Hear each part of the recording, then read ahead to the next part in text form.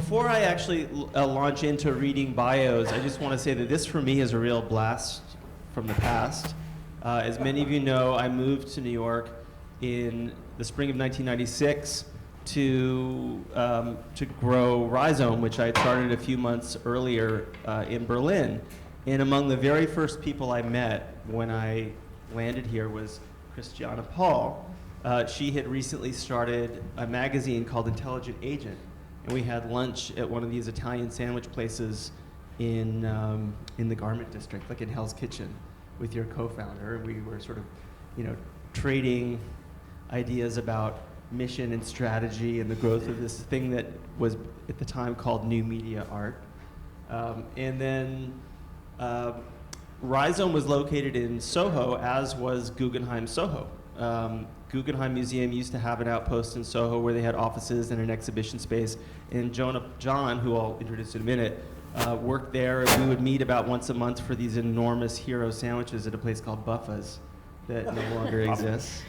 And so let me just say that it's really a huge pleasure to sort of close the loop. Oh, and I shouldn't neglect Joanne, who I'll introduce in a moment, but who is an editor at Rhizome, which I started for a couple of years.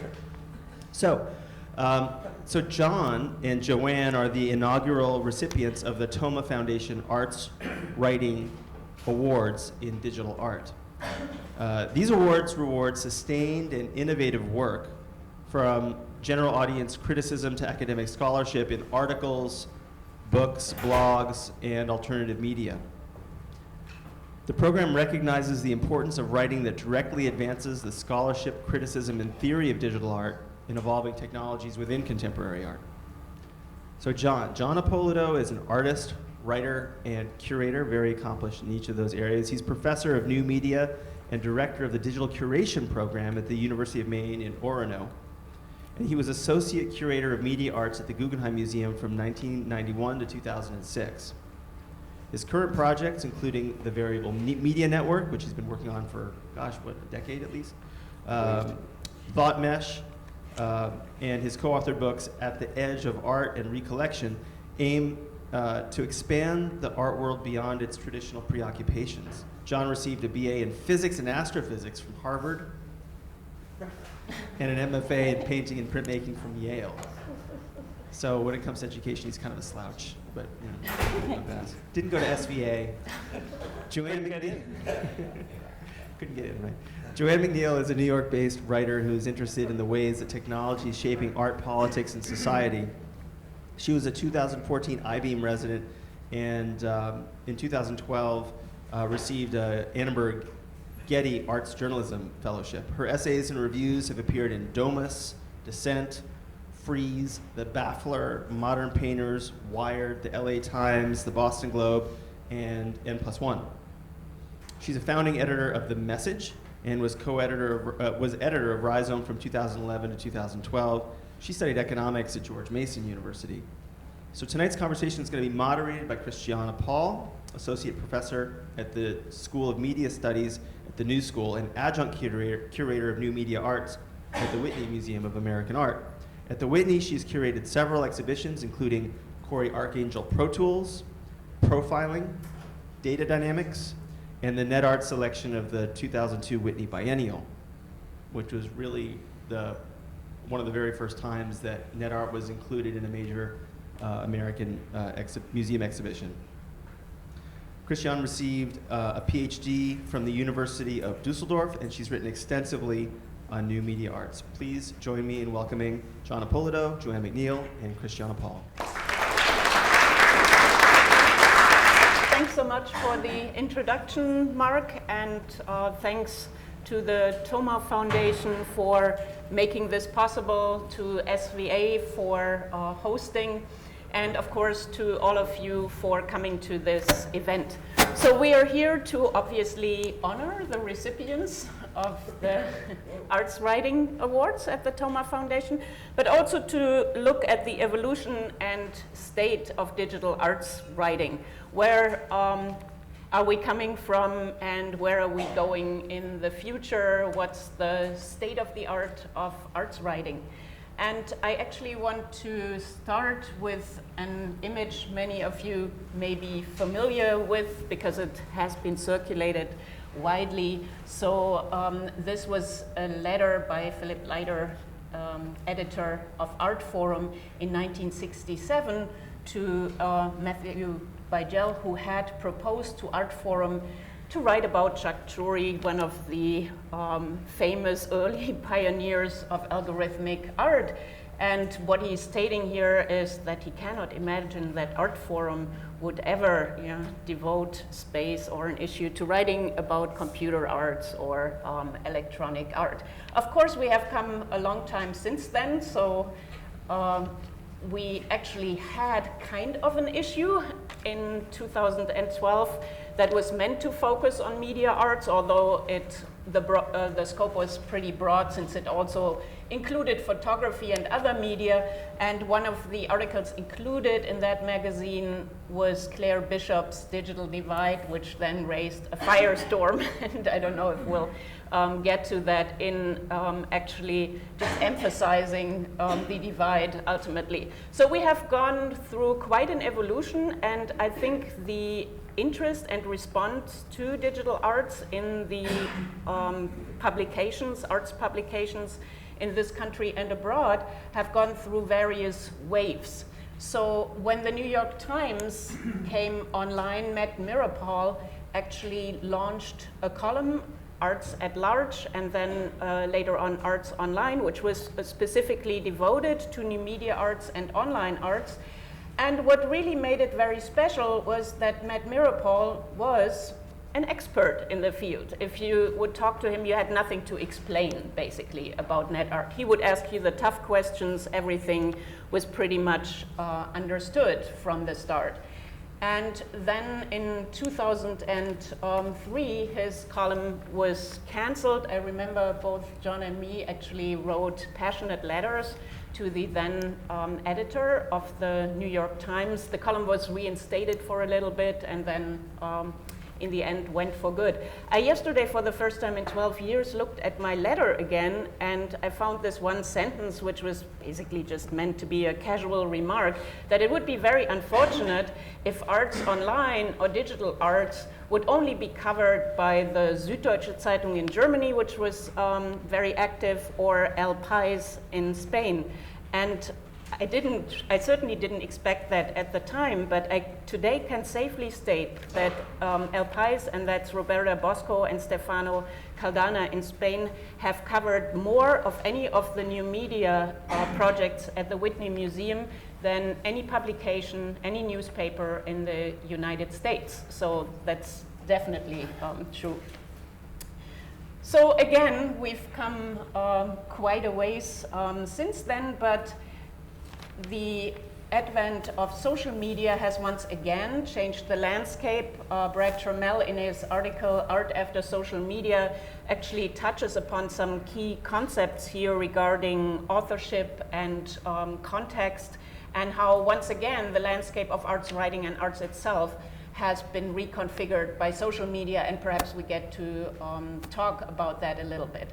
I think it can be safely said that there is still quite a difference between the coverage that mainstream newspapers and blogs, online platforms, and more specialized publications would provide about digital media arts. So in 2013, for example, the New York Times actually covered the restoration of Douglas Davis' online art project, the world's first collaborative sentence, on their front page, admittedly. So I realized that the Times has a specific audience, and that articles that get published on the front page also have to cater to a certain level. But then again, there's a huge difference between reading this article and then reading the coverage of that by Michael Connor, who's also here in the audience, for Rhizome. So if you actually want to engage with the issues in depth, you cannot look at the Times, but you definitely would need to switch to Rhizome, which started covering this art early on, as Mark said, basically since its foundation. So we're still looking at huge differences when it comes to the outlets. If you look at articles that Roberta Smith writes for the Times or that Peter Steder writes for the New Yorker, they are at a pretty high level when it comes to the coverage of art. It's very hard to find that level when it comes to the coverage of digital arts in mainstream publications. And perhaps that's good, or that's bad, or that's just the way it should be, and hopefully we'll get to those issues a little bit later on. And I just wanted to end with some more recent articles about post-internet art and understanding the revolutionary new art movement. And I don't want to get into discussing whether post-internet art and that label makes sense. What it basically tries to describe, as this article points out, is the fact that by now we are all familiar with the vernacular of the web, and artists have moved on from basically treating digital technologies as a novelty, but incorporating them in their work across media, so returning to work that is also very object-based. And my question would be, if that is the case, and if we are all so familiar with that vernacular and with the technologies, then why do we still not find coverage at a certain kind of higher level in mainstream art publications? So what we will address in the following are some of the issues related to digital arts coverage right now. Where are we? Where do we want to go? How do we get there? How has the landscape changed throughout the decades with new platforms? And also, how do we straddle the boundaries between art, technology, leisure, entertainment, and does that create problems for arts writers? So on that note, I will hand it over to Joanne for a few introductory remarks, and then switch to John. Then we'll have a discussion and open it up to the audience a little bit later. Okay, I just have a few general remarks, because I was thinking about, instead of giving a presentation about digital art, I thought I'd be a little bit more direct and just say why write about digital art? Why is this important? Why do I think everyone in this room would benefit, and we would benefit from being able to read your writing on digital art? Why should there be more writing on digital art? And I just kind of wrote a few notes. And I mean, of course, it's not like the most lucrative, but for someone who's adventurous, for someone who enjoys a challenge, an intellectual challenge, and really is eager to rattle at the gates of gatekeepers and make some changes, it's still such fertile ground. And for those of us who are already practitioners in digital art, I want to make the point, another general point, that we should really welcome that this discipline is expansive, and that we should remain very open to a lot of things. If someone appears to be adjacent to digital art, if someone is interested in art and Afrofuturism, interested in art and video games, let's welcome them into our spaces rather than create a lot of circles around communities before we really know what we're talking about yet. It's still a very recent history that we're talking about. And I know that what I have benefited from in being part of these communities is I've found a space where I, as someone who has gone a lot, had a really windy road in terms of my career, I found a space where I could really engage with a lot of ideas from not just art, but the politics, but issues related to the internet, and not just as gadgets, but also the politics of the internet and technology.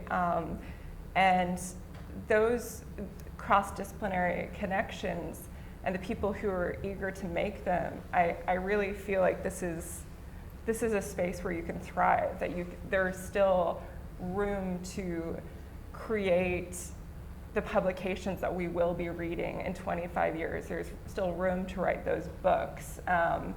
I don't think it really is still, we've just begun. Okay. So thanks, Joanne, and thanks to the Thomas, especially thanks to Christiana and SVA and everyone else who contributed to this event. Joanne just told you why you should write about digital art. So I will try to be ambitious and tell you how. So how to write about art. Oh, and we'll make it digital art in 5 or 10 minutes. I think, my experience has suggested that it helps to take a stand. And this is something that if you look at 90% of the writing about art, especially that comes out of academies, like out of universities and so forth, you will not see. People will make a stand maybe on whether a certain academic who wrote a theoretical paper might have gotten some facts wrong or something, but they won't actually take a stand on the works themselves.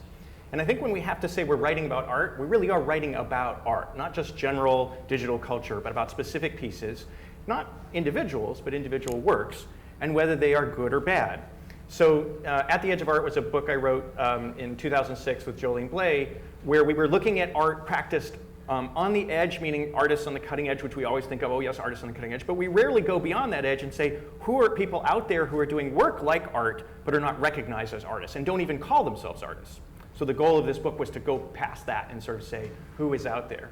And in order to do that, we had to make value judgments. And value judgments mean this work is good, that work is bad. And that's something that I would recommend you do as an art writer. A, because there's so little of it, but B, because taking a stand makes your writing more exciting and it makes the field more invigorating, because then people get in debates with you. And you might think that as a student, well, I don't want it to draw attention to myself, but as a writer, you do. That's why you're writing. People I look at this diamond-encrusted skull by, Damien Hirst, and people would say, well, that's problematic. I don't think you should say it's problematic. I think you should say it's bad. And I can talk about why it's bad, but that's a level of judgment, whether you agree or not with this particular one, that will draw people out. And well, what do you mean it's bad? Damien Hirst is a genius, and suddenly you get a conversation going. Similarly with things that you might like Joan Jonas, well, it's not without merit. Okay, I think you mean that it is good, right? Let's say that it's good, and let's say why that it's good. Let's not, kind of polar punches. Also, I think it's good to butcher sacred cows. In other words, there are certain things that you're not supposed to talk about in the art world. The more recent book, 2014, Recollection, or Recollection, Rick, how do we name it? I don't know. We don't know how to speak the title. It's variable, yes. Art, New Media, and Social Memory talks about how to preserve works in new media and also ephemeral and performative formats. And it really deviates from the norm of, well, you consign it over to a conservation lab and you let the experts take care of it.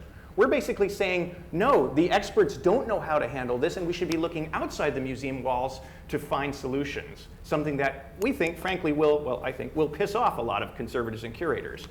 What's the result we got? Well, the result we got was a review like this from a guy named John G. Hanhart. This book will arrive like a bombshell in the twin citadels of art museums and conservation departments. Yes, that's what you want to hear, right? You don't want to hear, okay, someone has contributed yet another book to this exciting new field that no one's going to read, right? You want to say, this is a controversial book. This is something that people are going to start arguments about. Cut the crap. What's at stake constitutes Pipilatti's wrist's ludic return to the chromatic semiotics of pictorial space. No. Pipilatti wrist plays with color, okay? Speak in language that ordinary people understand. We get used to a level of expertise being associated with jargon. I don't think that's true. I think that there's other fields that have a lot of jargon. I studied high energy physics, as Mark Tribe let out of the bag. And there's a famous guy in that field named Richard Feynman who was doing work that it took decades for people like me to even half understand. And he said, if you can't explain your theory in ordinary terms to an average person, you don't understand it. Well, if Richard Feynman can say that, I think art writers can say that too. What else can we do?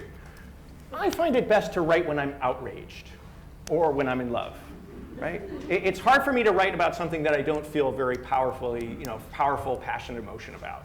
So there was a initiative around 2000 called .museum, which really pissed me off. It was an attempt to create a higher level domain, like those suffixes you see, .com, .org, .net, but just for museums. And it was probably well-minded. It came out of sort of this scientific natural history museum movement. I won't mention names. But their goal was to get all the other museums around to adopt this.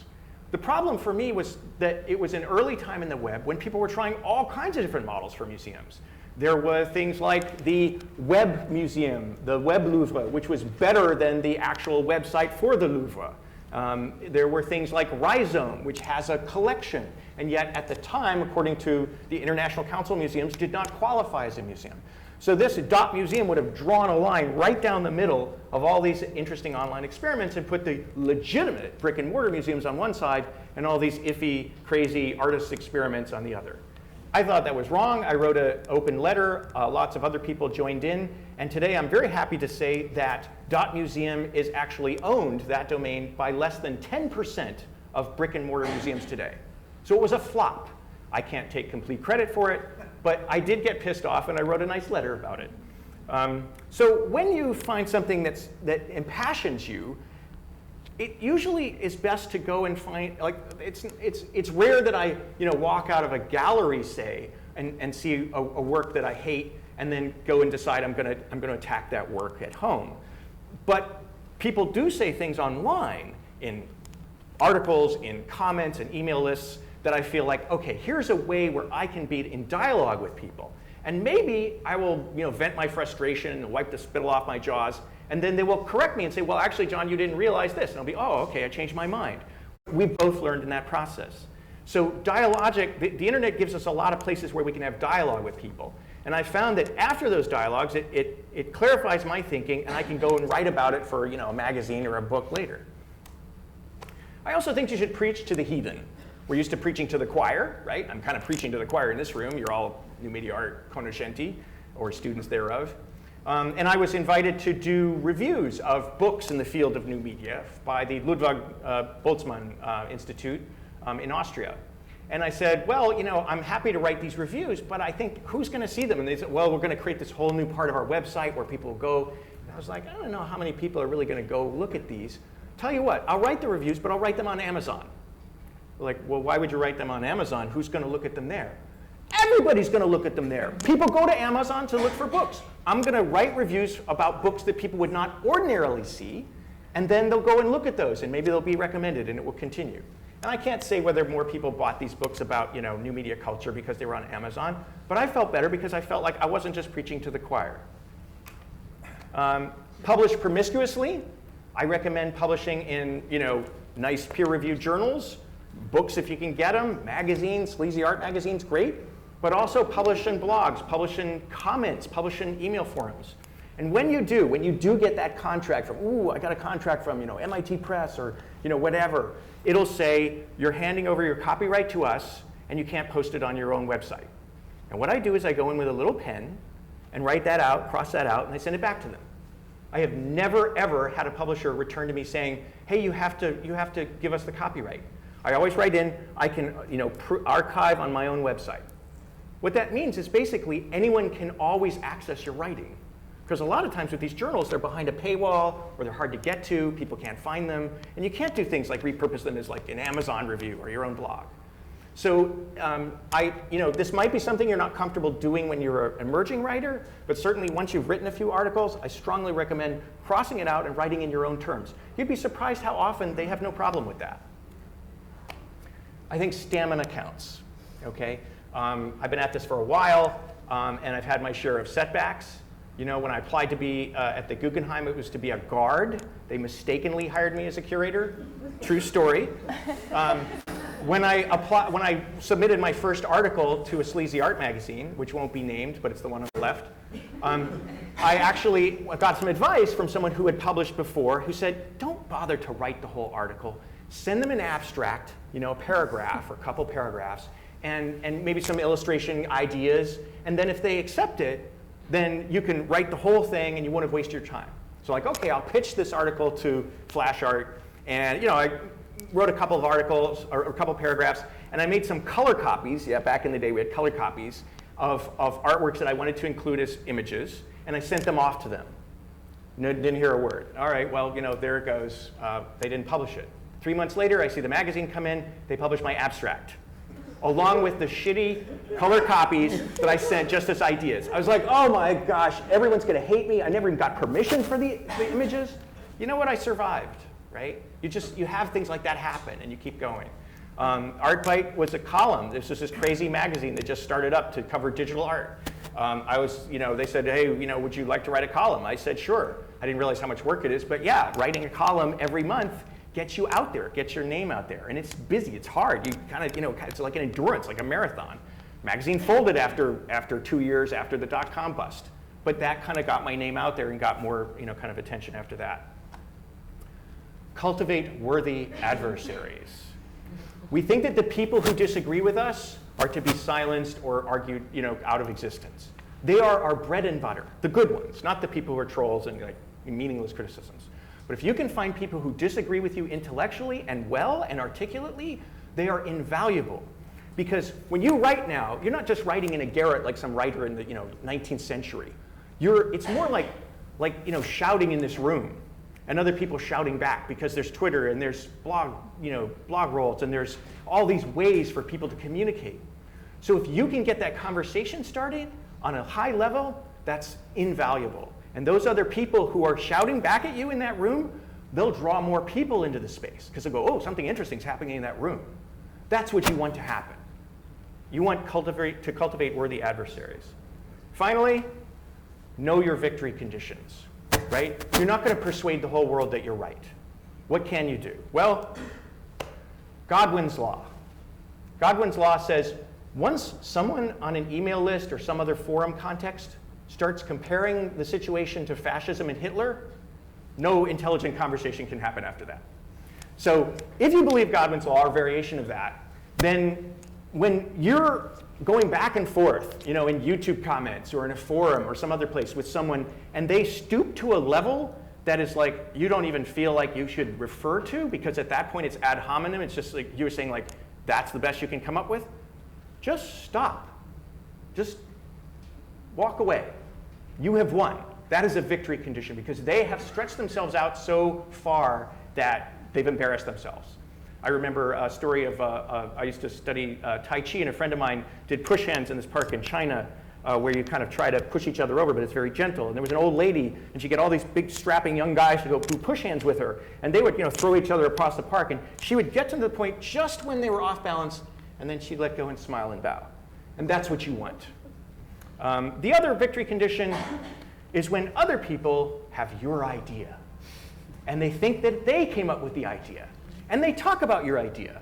And I've had this happen a fair amount of times. Once a very well-known curator started talking about, oh, when we look at Dan Flavin's work, that could be a problem, because how are we going to preserve that in the future? And that could apply to digital work too. And I was like, yeah! Right? The victory condition is not that you win and you get all the attention. The victory condition is you get some attention, but mostly your ideas get attention. Because if people go back and look, they will see that those ideas originated in you, and those ideas will have a bigger life than just you alone. So that's how to write art criticism in 10 minutes. And I look forward to the conversation. Okay, thank you very much.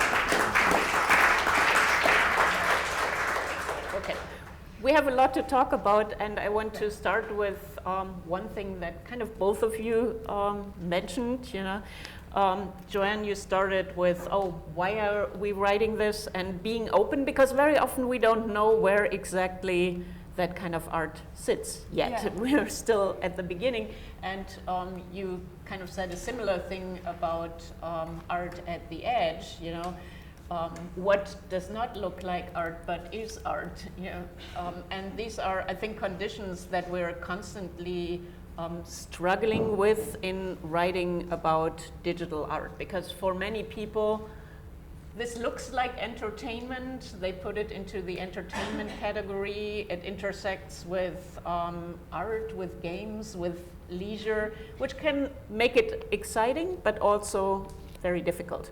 So question being, when is this condition productive? What's the productivity? And where is it the obstacle to making it into the mainstream? And how do you straddle those boundaries? Do you have strategies?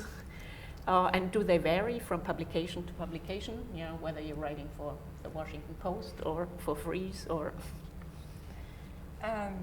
Well, as I mentioned just briefly before, it is a territory that is still very open, and you're in many ways inventing your own role in this digital art community. It's not very difficult to find a place in this community there, but at the same time, one obstacle that immediately comes to mind is just like the lack of mentorship, which actually is like I think something that I think about very often is, I mean, we talked about it briefly this morning, is that there isn't a lot of intergenerational conversation yet, and I think right now that's something that we should focus on trying to have a community understood as not of a generation, but as like an actual, it doesn't have an ending. There are going to be more and more young people joining us, and what the history looks like and what institutional history should be learned, and that's still up in the air as well. Mm-hmm. Well, there were a lot of questions there, but you said, how do you identify works that are on that edge or beyond the edge, right? Mm-hmm. That bear interest. And as I mentioned, I don't think you should write about something you're not interested in, so it has to interest you first. And then secondly, if you're unsure whether it's art, that's actually a very interesting topic, mm-hmm. and adds something kind of juicy to your essay or article, whatever you're writing, I think. That was the whole motivation behind that entire book that we wrote, was like, where do you draw the line? And Joseph Kosuth, the conceptual artist, said that every work of art is a definition of what art is. And you can take that in a really narrow way, which many kind of people have interpreted him as. Or you can take it in a very open way and say, when you write about someone, you get to decide whether it's art, and if so, what makes it good? Why did you choose this particular work? What properties or symptoms of art does it have, and how do they move you? Mm-hmm. So do you find that the reception of the work then radically varies? I mean, just as examples, I did an exhibition at the Whitney Museum online at the Artport website called Code Dog, which was looking at software art. It was never shown in the Whitney Museum itself, in the museum space, but MoMA showed portions of it in the design section of the Elastic Mind. So that really raised the issue for me. Okay, is that a good thing or a bad thing? It becomes design in kind of one institution, but then people are also very much looking at it as design and not as art. How flexible do we want to be? In the reception of art. Very often I have students honestly telling me, well, I don't know what art is anymore. I don't know where those boundaries are. So if that is, maybe that's a productive thing, but what does that mean for art discourse, and how works are historicized, what makes it into the canon or not? That makes me think of a lot of the creative coding community, which is a little bit different, but mm-hmm. still overlaps so much. A lot of that is ad driven or for a brand, and it reminds me of just the kind of decisions of film that we can look at. I can appreciate Muybridge and Godard, and sometimes a good commercial, and that's on TV. I mean, these are. And sometimes, the people who make a commercial on TV go on and make a film that's like in the box office, and that's a different kind of appreciation, and that's very different from video art. And I think we're not quite there that we can draw these lines between them. I'm seeing a little bit where yes, like the creative coding community is adjacent and often overlaps, but not quite. But those divisions are just going to come out naturally over the time. Mm-hmm. I think we're lucky actually writing about digital art in that we have a couple avenues in and different levels. If you think about, painting, there are levels that the average person who walks in a museum and says, oh, I don't know anything about painting, but I know what I like. And then there are levels of expertise, and those levels of expertise take a lot of time to get used to. You have to, maybe take a course at Christie's and, become an expert or read up or become an artist yourself. In the digital world, in the world of technology, we have other ends. And I'll just give an example that I pulled up here. When I was at the Guggenheim, I co-curated a show with Cory Arcangel in it that had a light gun. And a light gun is this plastic kind of, pistol that you shoot at a screen, and he hacked a video game and included the light gun in it. And when I, talked to the other new media artists who were familiar with Cory's work, they were like, oh yeah, that's a cool piece, it's a hacking light gun, and it references all these game hacks and the history of glitch art from Jody and these other artists. Namjoon Paik, and so they had a whole art historical, very informed perception. And then when you do a show at a big museum, you have to do a bunch of tours. And one of the tours is with the blue-haired old ladies who are part of the membership group, right? And they're like the people who didn't go into the sciences because they didn't like math, so they went into the arts. So to them it's like, why is this art? What is this? This seems more like a video game. What does it have to do with art? And then you have to kind of explain it to them. And then last, you do a tour for the guards because they need to know what people can touch and what they can't. And when I did the tour for this show for the guards, they're like, look, a light gun! And they understood it on a completely different level because they played video games, right? They weren't kind of this kind of high culture, elite that was more, we attend cocktail parties with artists. So in the world of new media, we've got a number of different ways we can connect to people. And I think sometimes we exclusively kind of blinder ourselves that, okay, we have to seduce the art world gatekeepers, as opposed to saying, we got a huge audience outside of that we can tap into because of their experience with digital vernacular. Mm-hmm. So definitely there is a huge audience for this art coming from different venues and avenues. And I've never been concerned that the art is not doing well or that the writing about it is not doing well. We have lots of it, But then again, we have this rift between, or this divide still, between the mainstream art and other kinds of publications and where it resides. And perhaps that is a really productive thing, because as you say, there are more avenues. What I'm concerned about, and I'm representing just a segment, I'm very aware of that, is the context of digital arts in art history and in a broader art history. Because no matter how successful it might be and with how many people it resonates, aren't we writing the wrong art history if this work doesn't filter in as much? Are you concerned about that in any way? That it may receive a lot of attention, but it is not in the. So when you say writing the wrong history, you don't mean those of us who are doing the digital art writing. You mean people like Roberta Smith and Rosalind Krauss. And exactly, people who would, for example, I think we're now starting to revisit the 60s very much and seeing it in the context of practices of computer arts at the time. There are more shows coming up now that pay attention to the early experiments with coded art, even if it took the form of print, the work of the quote-unquote algorists, and Manfred Moore is also here in the audience.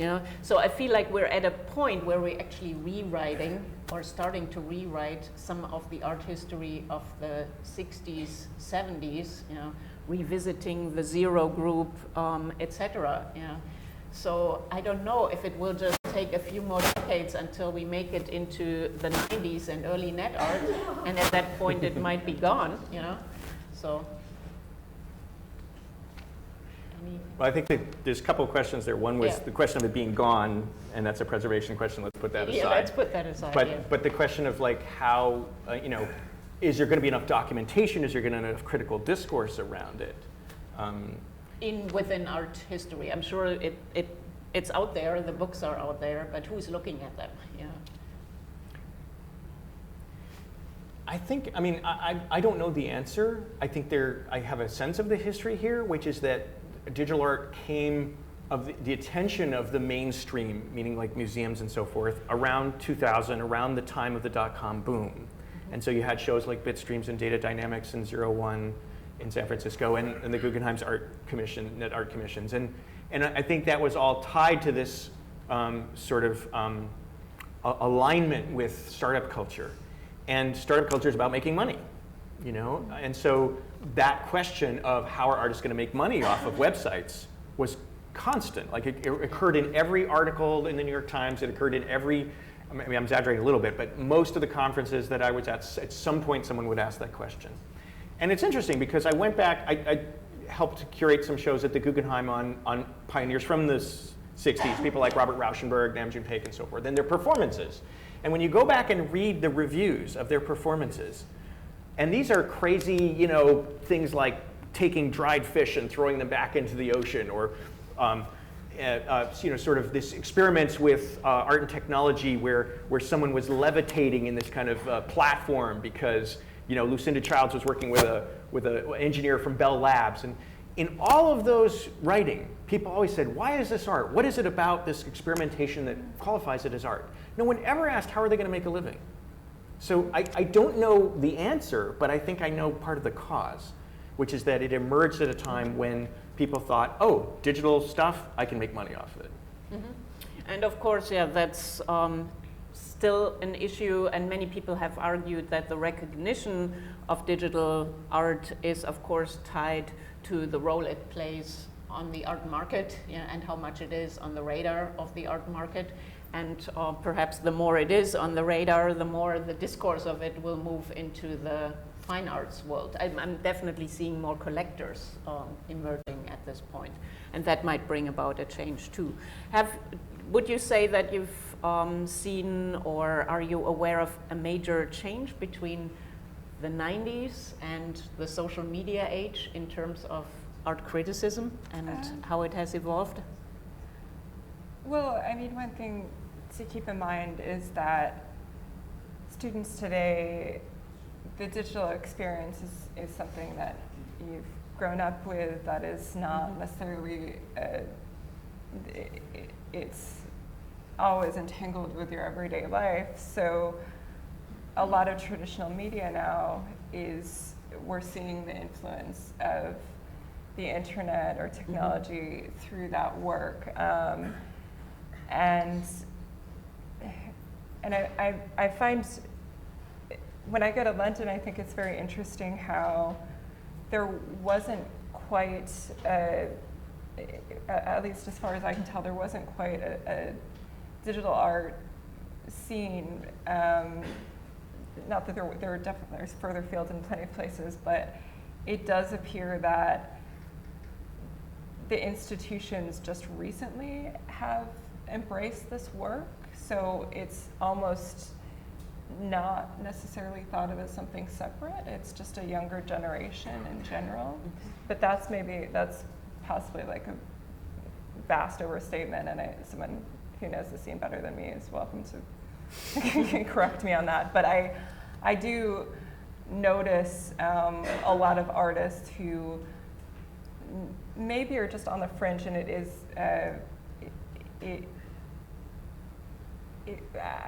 I think it is up to us as writers to put this work that might just be thought of as traditional media in the context of the digital art history and see where they are responding similar and similar projects, similar ideas.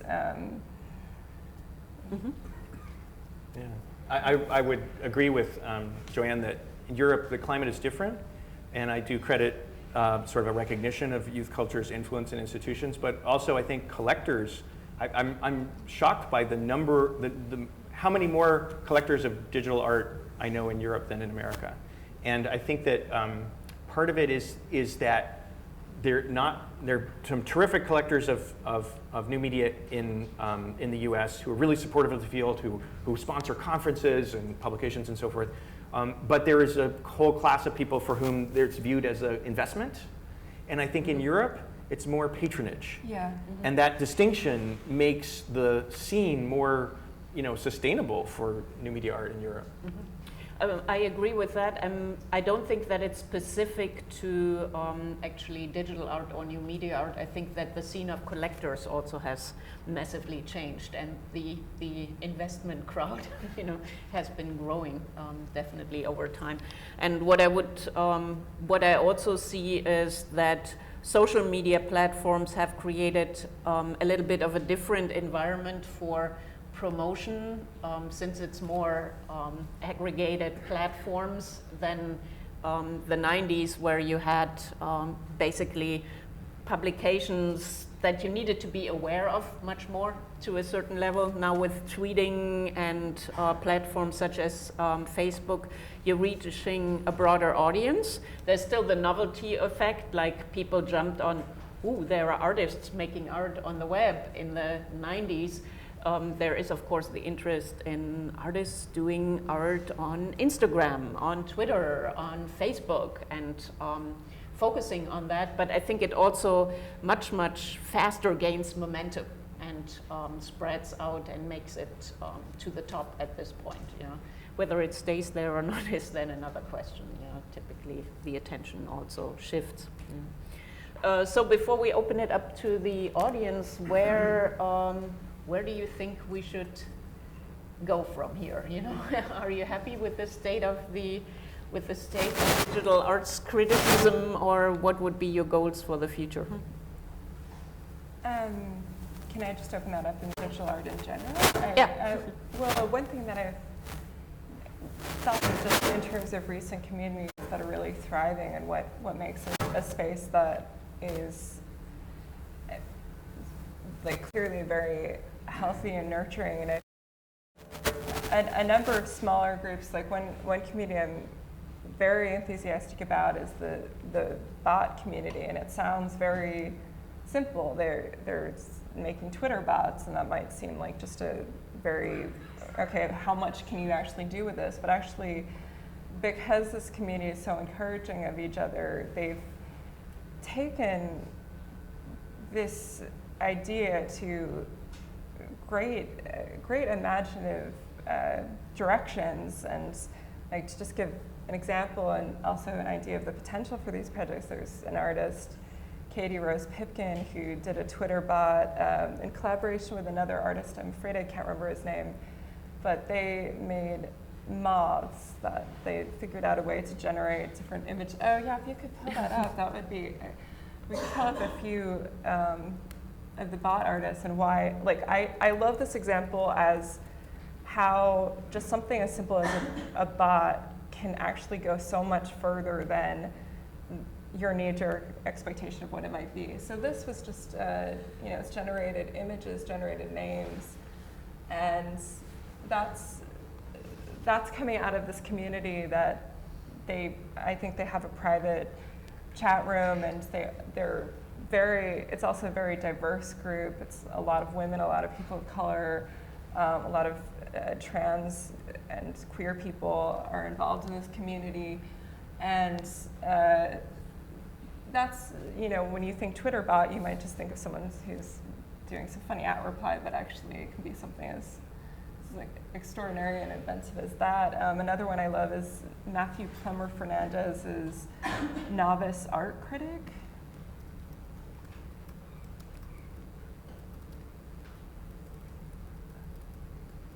I hope that's the title for it. That's it. Novice Art Blogger? Novice Art Blogger.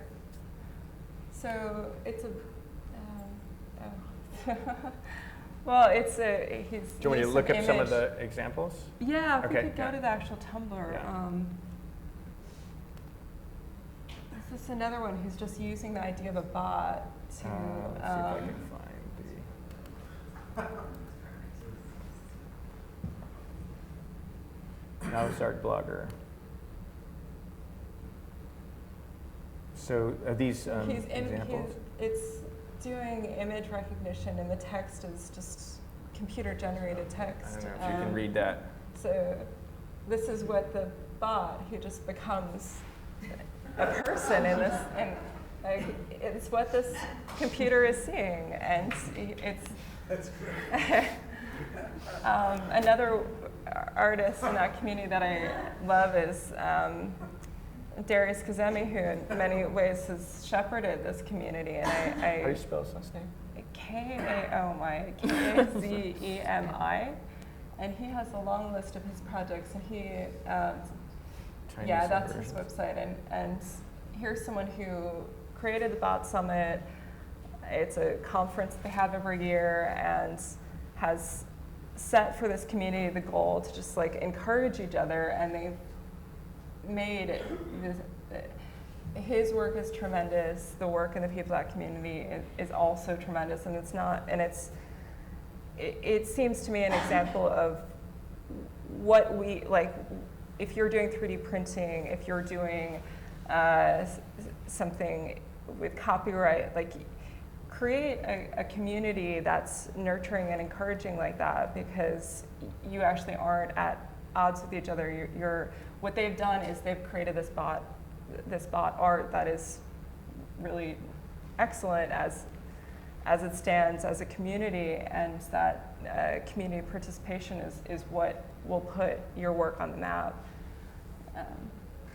It's just like an example of something that I like. And there are a number of others. There's a Twine interactive fiction group, and there are a lot of little communities that are really encouraging the best in each other. And that's one thing that I've seen pretty unique about the digital art community, is how collaborative it is.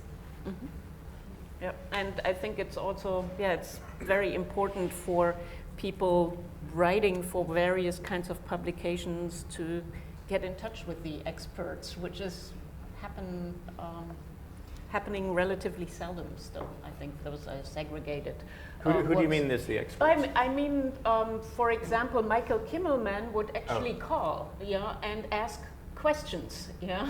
I distinctly remember a long time ago he would actually call me at home and ask me lists of questions, and I think that's great. Yeah. Just pick up the phone if you're not sure about what you're looking at or what you're writing about, and ask somebody who you think knows. But that's not happening a lot. Enough.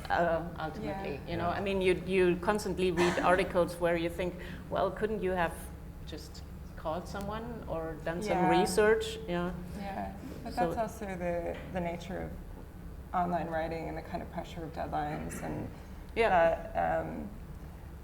I'm coming from a background as a journalist rather than academic, so I do think in terms of like, yes, you just get someone on the phone, and but I've noticed a lot of online media that there isn't necessarily it is that tradition of mentorship. I think a lot of young writers aren't getting the guidance that would benefit, just that you actually can call someone on the phone. It's not bad, like it's not impolite, it's something we want you to. And then you're absolutely right, of course, the speed of the 24/7 news cycle, also kind of confounds the problem. But that can also work on your side if like I've been contacted by journalists by Twitter who are like, quick question, okay, boom, answer right back. And Joanna and I were talking about this earlier about, yes, we have a disadvantage in that the works, it's not as obvious how to collect them or make money off them. Their value isn't established necessarily by an art market. But we have the advantage as writers of digital art to be working in a vernacular that is extremely fast at connecting people and efficient. And so the strong ties, like the community you're talking about the bot people, are really great, but there's also these weak ties of social media. And we kind of coined the term #journalism. If you were to try to use those forces to get information out faster and get these kind of questions and answers passing back and forth, the articles might even just be a pretext for that later conversation on social media. Yeah, I completely agree. So before we run out of time, we should actually open it up to the audience. And we have a microphone that I'd be happy to pass, and if you could just wait for the microphone to get to you before you ask your question, and hold on to it in case there's follow-up until you pass it on to the next person.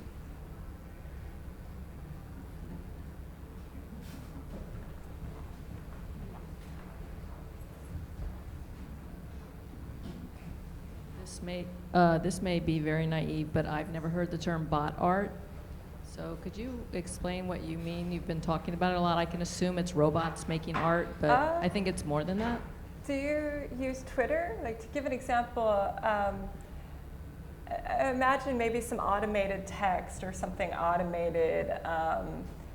I probably should have just like a handy bot definition, but I do think of it as like, for example, when people think of a Twitter bot, someone might have created something that uses Markov automated generated text. So take some, imagine just your favorite actor, and someone takes all, actually I can give you an example of a really good Twitter bot. It's by thrice dotted DJ eBooks, I think that's what it is. And I can explain, I think I actually have an example in front of me. It would. I'm sorry, what is it called? DJ eBooks. All together? I hope that's what it's thrice dotted DJ eBooks. Oh, whoops. Oh. Okay, so. Oh, so that I wouldn't, can that's you not the name. Google, Okay. I don't know. Thrice, what the handle like is. T-H-R-I-S? Thrice dotted? Thrice dotted, okay. Oh no, this is going to be so hard. Can you just Google it? I think actually, Okay, yeah. Okay. Sorry, So this is. T-H-R-A-C-E? No, T-H-R-I-C-E Dotted? dotted? Yes, and eBooks? eBooks, DJ eBooks. I Oh, hope DJ, that's what it is. Am I not going to be able to find it?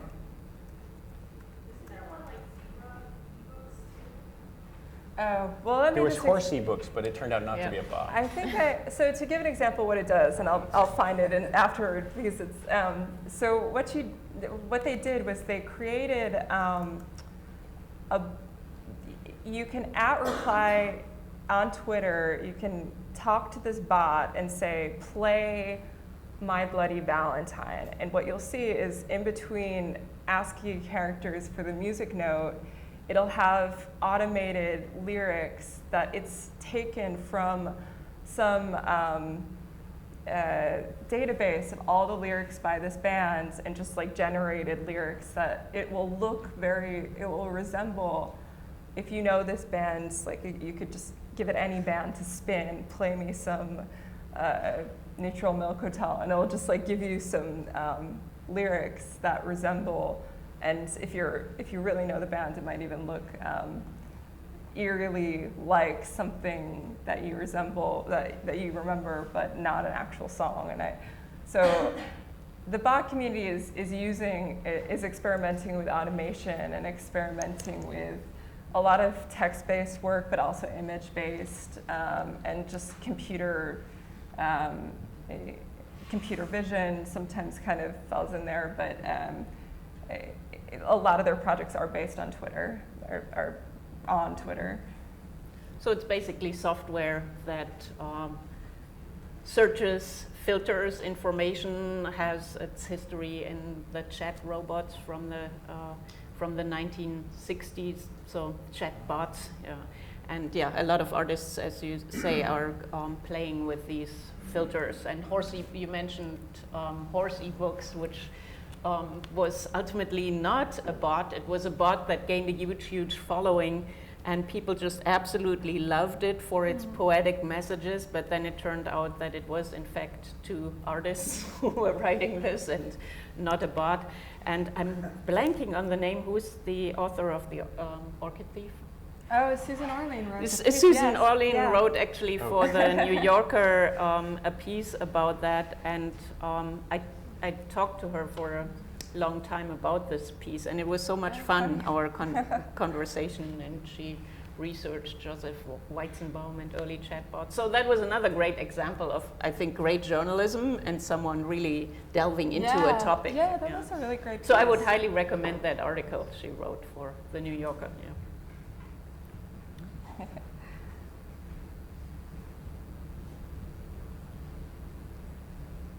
And yes.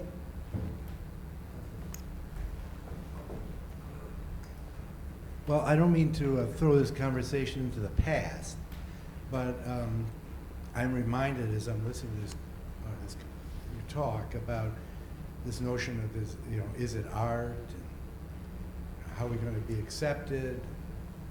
How's this going to be recognized? And back in the mid-'70s, I was introducing and expanding the presence of time-based art, video, and film as installation and performance and so forth at the Whitney Museum. And it was, the couple of things that stick out, just it's a large, complicated story, but that, this is really important, and this is why we're doing it. And we want to bring this institution behind it. We want to give a quality of presentation that the work demands, and put it into the context. That means that the curator has to speak to the audience, to engage them about the work. It means that you have to bring a new generation of scholars to the museum to learn about it. These are all steps we took. But it was in a context in which I remember vividly we would present films for an exhibition period or videotapes.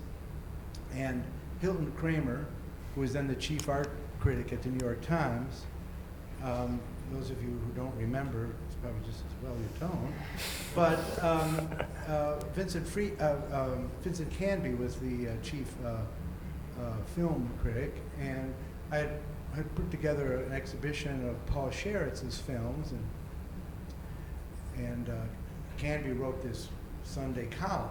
He said, he wrote in it that, well, I came out of this screening of these extraordinary films, and I saw Hilton, and I said, Hilton, don't you think you should be looking at this as art? And do you look at it? And he said, no, he made a decision that if it moves, he won't deal with it. So this is a kind of anecdote that speaks to a large number of issues within institutional criticism and the limits of it. It continues to this day. And one of the factors that made a really difference then for the representation of this work was integrating it fully into the museum, into the biennials. And that film was shown projected as installation alongside video, alongside painting and drawing and so forth. And that integration into the catalogs and into the program was very important. But the other thing I want to mention, I don't want to ramble on, is that there was a level of public funding, which we don't have. That meant that artists, initiatives to create alternative spaces, artists changed funding institutions, they changed the New York State Council, they impacted on the National Endowment, they created media art centers. All of these initiatives produced funding for artists, and they produced funding for exhibition, and they produced funding for distribution. And it was this is a kind of pre-stage, if you will, to a lot of the issues you're talking about. How do we get it exhibited? How do we get it recognized? Who is showing it? How are they showing it? Why are they showing it? And it again speaks to the importance of historical and contemporary knowledge. You have to know what's being made now. Now everybody shows Frampton and all these artists, but back then you were going to their studio. It was their new work that you were showing. It wasn't mediated through the galleries. So I think that the art world in a curious way has become too powerful in certain ways. We can't just accept these institutions. They have their limits. They have to change, and the artwork is happening elsewhere. And I think that's what I really like to hear. It's happening elsewhere. And let's have these institutions then change. Well, thank you for letting me harangue. No, I think you're absolutely right, and institutions have to change. What is a little bit puzzling to me, and I may just be creating a narrative here, is that I think for other media, as it has happened or the progression has been a little bit more straight than it has been for digital media. I recognize everything you talk about when it comes to film, video. There are always the initial stages of why is it art and why should we look at it. And then somehow photography, film, video made it into institutions. Well, when I look at digital art, I at least think that it has had radical ups and downs and completely dropping out of the institutions, then suddenly coming back. And the question to me is always, has the landscape forever changed? And can't institutions, basically change themselves to accommodate that type of art? So.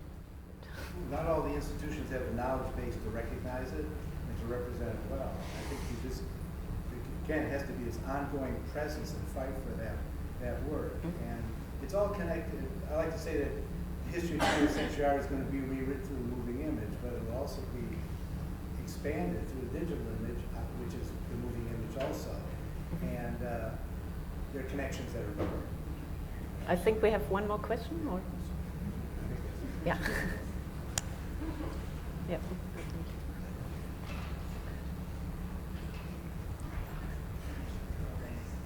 Maybe as a segue, perhaps any thoughts about, or would you like to talk about the viewer's experience in the digital art world, or conventions of exhibiting or experiencing the artwork if it happens elsewhere, or wherever it does?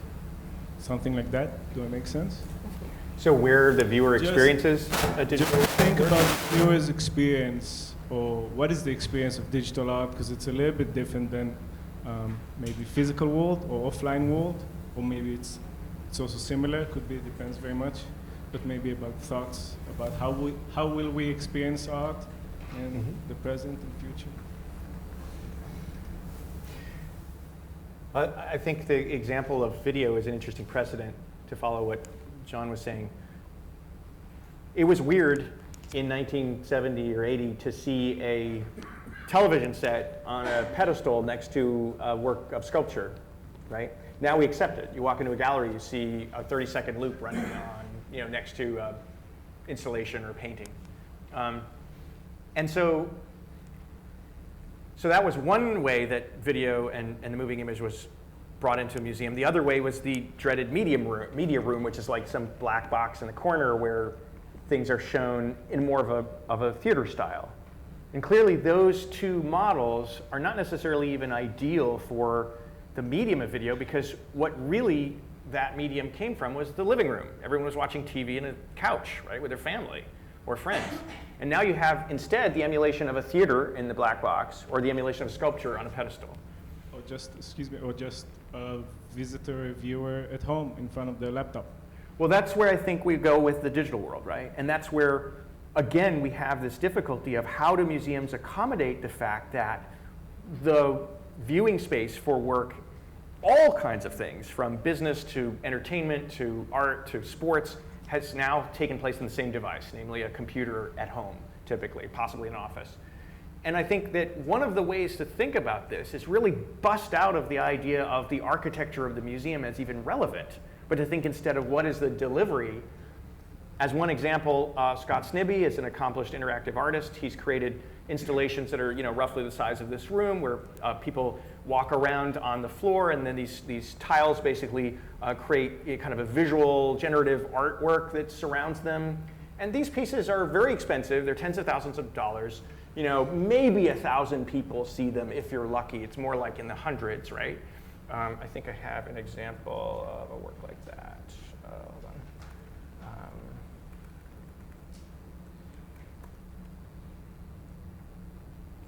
Maybe not. Okay, so Gravelux, for example, is one case of a work like that. And this is an interactive work that was originally, again, something you'd have to go to a gallery, somewhere in the world. In fact, in Liverpool, for example, I think showed this work. Dazzling, exciting, innovative, but a very small audience. At a certain point in around 2010 or so, a number of artists who worked in these earlier formats decided that they could port their code relatively easily to mobile devices. So Scott started to deploy his works in iPads as iPad apps. And he wakes up one morning and sees that his app is the most downloaded app in the App Store in the entertainment category. That means he has 500,000 people 500,000 people walking around with his work on their tablet. And that's a viewing space that is completely blows away the possibilities of what a museum kind of conventional architecture can deliver. So can museums work with that? Absolutely. If they stop thinking of themselves as containers and start thinking of themselves as vehicles, right, for delivering that experience. Yeah, I think that's actually crucial, that there are nodes in the network whenever it comes to those types of works. All you can do in a museum is ultimately present an entry point. It's maybe better to experience the work at home or on your tablet, but it's still nice to consider it in the context of other art. So I think context is a key word. Perhaps one final question. There were a couple.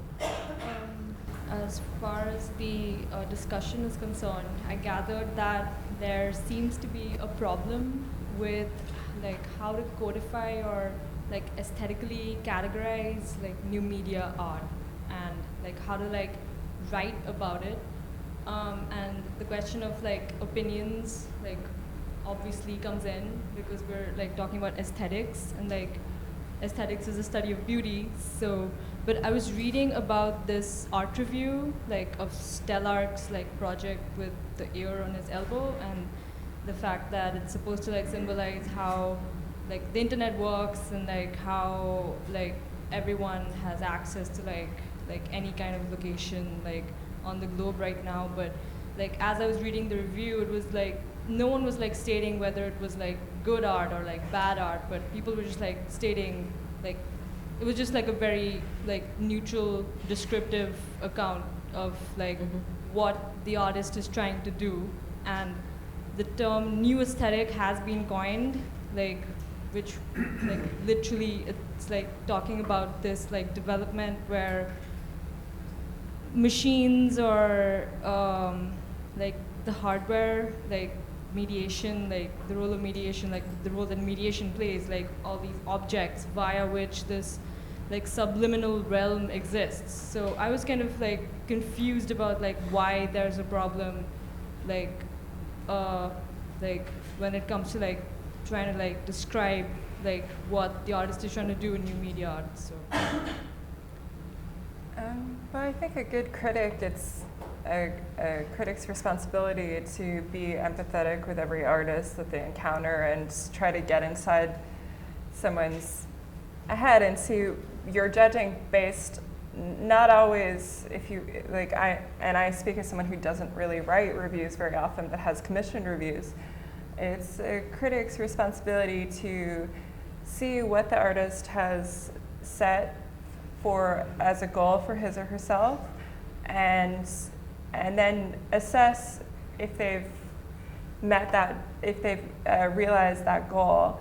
So sometimes it might seem like people are avoiding the question whether it's good or not, but actually it's trying to come to an understanding with this artist and try to see what is being communicated through this piece. Yeah, I don't think we necessarily need the, first of all, I want to support John's point in the beginning that art criticism takes a stance. But you don't have to be harsh or not empathetic, particularly if something really straddles boundaries, But at the same time, I think what is so important is an engagement with the aesthetic language of the work and a deep understanding of that. Because without that, you don't have, as you say, basically a landscape where art can be exhibited, understood, make it into knowledge production. Everybody has to work together, and I think art criticism is so crucial in doing that. So what I feel is like the language of new media, of digital art, is still not very well understood, and very often reviews don't make it to a deeper level of that understanding when it comes to mainstream publications. So we don't want to categorize it, but necessarily. And I'll just put in a bid for if you're trying to avoid talking so theoretically that you never get down to the details, and at the same time you don't want to just do a product review, like you would see in Wired magazine or something. You need to find some way of responding to the work that is sensitive to other areas. And Joanne's writing, I've really come to appreciate, having learned that she won this award. And it's a wonderful example of someone who is speaking very personally about technology, but also very rigorously. And that kind of personal touch, I think, is something that it's one example of the kind of space that you can enter into and write about digital art. Thanks. I would absolutely agree. Another question, or yeah? So I recognize that it's been a fairly long evening, and I'm detecting a little bit of restlessness in the peanut gallery in the back of the room. I'm getting, so 64 of my students are here in the room. All right. All of them, except for those who are absent and supposed to be here. And I'm intuiting, and I might be wrong, that a lot of you are thinking, why is this relevant to me? Why should I care? Right? Only, I think, 2 out of you would probably identify as new media artists, if that, Ron and Kaya. Maybe you guys wouldn't even. Maybe, Kaya, you might if someone tried to buttonhole you, call you a post-internet artist, maybe. But my sense is, and this is a sort of a conversation that we had leading up, that the way we're defining digital art is rather exclusionary, rather like falsely and unnecessarily ghettoizing digital art. You talked about victory conditions, I think, right? My sense is that digital art, to some extent, was marginalized for several decades, but it isn't anymore. It's integrated into into many art worlds. And we have terms for it like new aesthetic and internet art, and you'll see it at Art Basel, Miami Beach, for better or for worse. You'll see it at the New Museum, in the Surround Audience show. I mean, was that not digital art? I mean, to me, digital art is a term. I say this all the time to my students. Disciplines are fabrications of institutions. Artists are not disciplinary creatures by nature. And I just sort of feel like this whole idea that we're this, digital art and digital arts writing is embattled, alienated, and sort of marginalized is just so unhelpful. So it's not really helping to engage a broad and interdisciplinary or non-disciplinary cohort of contemporary artists. Mark, it depends. I so completely disagree with you, and that is just because we're inhabiting very different worlds. And I wanted to make that clear from the beginning. If I were somebody, a young artist or someone engaging in that practice right now, fine. I mean, I read about it all the time. I go to Rhizome, I go to Further Field. I find really in-depth articles. The artists out there, as John just pointed out, here are 500,000 people looking at my app. It's all completely fine. If you are a curator at the Whitney Museum and you see that there is very little understanding of the aesthetic language of a work, and I don't want to get into any detail, that one still has to fight for basically having a committee for bringing that work into the collection. If I would give you the number of the work that is in the collection, it's minimal. And I'm also very aware of what MoMA has, what the Guggenheim has. They have works, but it's a tiny little fraction of what they have in other categories, which means that it is not historicized. You hardly find it in museums. And it's great that post-internet artists out there, I'm very happy about that, but it is again more object-based art, and all the rock stars of this medium, they aren't in collections. Their work is not going to be preserved. It is not being written about. So you're not talking about the Cory Archangels and Petra Kortrights, but more the artists who are working with code and non-object-based immaterial practices that are not. Absolutely, but there are many people, many artists as young or at the level of Cory who aren't. A Cory Archangel has the status he has, and he absolutely deserves it, and I'm a big fan of his work. But he has also been very much in dialogue with traditional art. All of his work is about how abstract expressionism has changed, about the ready-made, and it's Photoshop gradients as the ready-made, etc. Right. You know, so that is something that the art world can recognize, and that is what it is also missing in so many other works, and that's why we need John and Joanne to write about them and bring that closer. Well, I have to agree. Fortunately, Mark is a worthy adversary, so Yeah. we can take him on. Yeah, he's the best adversary. Exactly. But I think that, you know, having the distinct, you know, in articles like this one where they're actually recognizing this is ArtNet, which is, you know, not exactly mainstream, but it's out there, and it describes, you know, the Christie's 2013 flop entitled First Open New Media was an auction. But it also describes the fact that the sale featured mostly photography and video jammed under the heading of new media.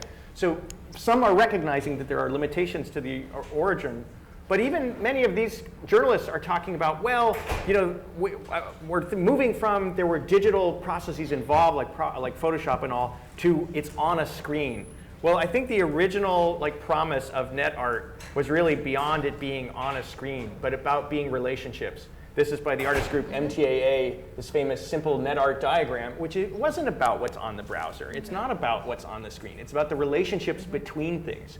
And as an example, I remember reading one of these reviews that said, well, you know, post-internet art can be a lot of things. It can be a sculpture, it can be this and that. But internet art, you know, net art was really only about the browser and things that could only happen on the internet. That was its definition. And Josephine Bosma, meanwhile, who is actually someone who speaks the language of new media that you're talking about, defined internet art the exact opposite way. She said net art is art that can happen in more than one place at the same time.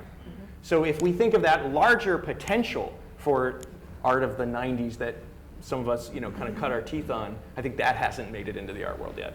Yes, absolutely. So I actually almost went to kind of annotate that diagram for post-internet art, where art happens here, moves to the screen again. You know, it's not at the intersection. The sculpture. Yeah. Yeah, just quickly. Not sorry to disagree with you, Mark, but I think in a way, many of us have to become digital artists to an extent. Our work is very rarely viewed in person. It's viewed online. We have to learn how to present ourselves in an internet capacity on an internet platform. And I've learned that many artists know of each other's work only by that viewing platform. And I don't know, I don't think that any of us would say right out that we are internet artists, but we are viewed on the internet. So that's part of our struggle right now. Also with museums, I've seen Google Museum, where certain presentations have been done through UI. So I think museums are adapting to the internet and adapting to the fact that not everyone lives in New York and not everyone's going to get to see it. We live in a very special place.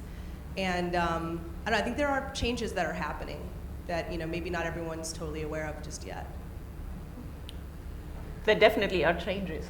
No doubt about that. But there's not all art that's represented on the internet is digital art. Yeah, I mean, I guess that's what we were kind of getting at here is that there's a difference between seeing a scan of a painting on a website, even though that is important now to everybody who's an artist. Slides are defunct, versus saying the art that is enabled by the network, whether the network is electronic like the internet or a person-to-person network, that is a more social construct. It's not necessarily about just viewing someone's website as a convenient way to see little postcards of their paintings, but it's about the work engages people across space and time using digital technology. Does that make sense? Intention, yeah. Yeah, I think it just has a different intention. And it's not to say that you shouldn't be thinking about how my work's going to look on my portfolio if I'm a painter, but it's important, when Mark said maybe we move, or Christiana, maybe we move that little arrow to different places. So yes, there's also on the screen, and there's also in the gallery, and there's a 3D print that shows up in the gallery. That's fine, but let's not ignore the potential that was open, that is new, because a lot of those things are, they've been around. We've seen work on the screen in form of film and video. We've seen work in the gallery before, but what we maybe haven't exploited enough is this more intersocial work that I think new media can provide.